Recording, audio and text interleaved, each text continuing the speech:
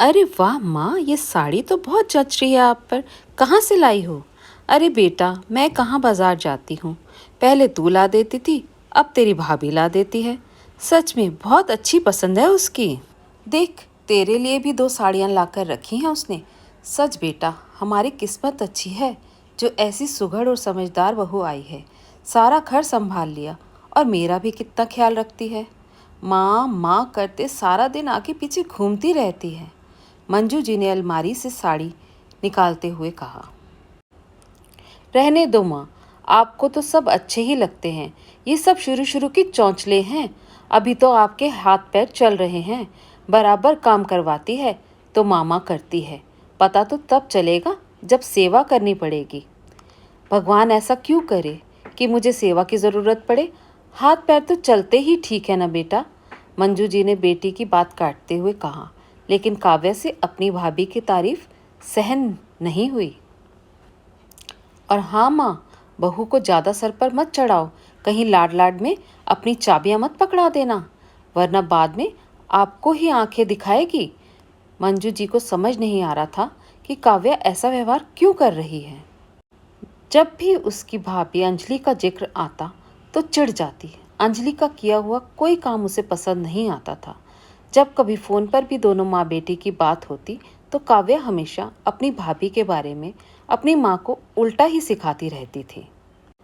लेकिन मंजू जी एक समझदार महिला थी। अच्छे बुरे की पहचान उन्हें थी। मंजू जी समझती थी कि भाई भाभी से ही बेटियों का मायका हमेशा बना रहता है। इसलिए उन्होंने काव्या को समझाने की कोशिश की। अब जब भी मंजू जी काव्या से फ़ोन पर बात करती तो अपनी बहू अंजलि की बुराई करती। कहती, बेटा तेरी भाभी तो मेरी कद्र ही नहीं करती। जब देखो बिना बात झगड़ा करती रहती है। अब तो मेरा एक भी काम नहीं करती, यहाँ तक कि मेरे कपड़े भी नहीं धोती।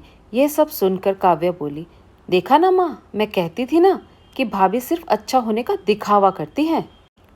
कुछ दिनों तक तो काव्या को भी अच्छा लगता था अपनी भाभी की शिकायतें सुनना। लेकिन जब मंजू जी कहती कि तेरी भाभी मुझे समय पर खाना पीना भी नहीं देती तो काव्या को अपनी माँ के लिए बुरा भी लगता। एक दिन काव्या बोली, माँ आप भाई से क्यों नहीं कहती कि भाभी को समझाएं? आखिर आप हमारी माँ हैं, उस घर की बड़ी हैं। आपका ख्याल रखना उनका फ़र्ज़ बनता है। आप कहें तो मैं भाभी से बात करती हूँ, उन्हें समझाने की कोशिश करती हूँ। लेकिन बेटा, तू भी तो यही चाहती थी ना कि तेरी भाभी ऐसी ही हो जो रोज रोज मुझसे झगड़ा करे, मेरी सेवा ना करे। जब वो अच्छी थी तो भी तुझे उससे शिकायत थी। तूने कभी उससे सीधे मुंह बात नहीं की, तो अब किस हक से तू उसे समझाएगी? ये सब हमारे कर्मों का ही फल है जो मैं भुगत रही हूँ। माँ की बात पर काव्या निशब्द हो गई। लेकिन माँ की तकलीफ सुनकर उससे रहा नहीं गया तो एक दिन वो गुस्से में अपने मायके पहुँच गई। लेकिन जाकर देखा तो वहाँ अलग ही माहौल था। माँ और भाभी रसोई में हंस हंस कर बातें कर रही थी। गैस पर चाय बना रही थी और भाभी पकोड़ों का घोल तैयार कर रही थी। साथ ही भाभी माँ से पूछ रही थी, माँ आप कौन से पकोड़े खाओगी, प्याज के या पनीर के? बहू आज तो प्याज के ही पकोड़े बना ले, पनीर के पकोड़े हजम नहीं होते अब। दरवाजे पर खड़ी काव्या अपनी माँ और भाभी को देखकर हतप्रभ थी। माँ तो बोलती थी कि भाभी बदल गई हैं, मेरा बिल्कुल ख्याल नहीं रखती। लेकिन यहाँ तो दोनों सास बहू को देखकर लगता ही नहीं कि इनके बीच कभी कोई बहस भी होती होगी। अंजलि की नज़र जब अपनी ननद पर पड़ी तो वो खुशी से चहक पड़ी। अरे दीदी आप आइए ना, बहुत दिनों बाद आई हैं आप, और वो भी अचानक से। मंजू जी के चेहरे पर भी बेटी को देखकर मुस्कान छा गई। अपनी माँ को खुश देखकर काव्या की आंखें खुशी से नम हो गई। जितनी देर वो मायके में रही देखती रही कि भाभी माँ के साथ कितने प्यार से रहती है। उसने कभी अपनी भाभी के से सीधे मुंह बात नहीं की, फिर भी दीदी दीदी बोलकर उसके आगे पीछे घूम रही है।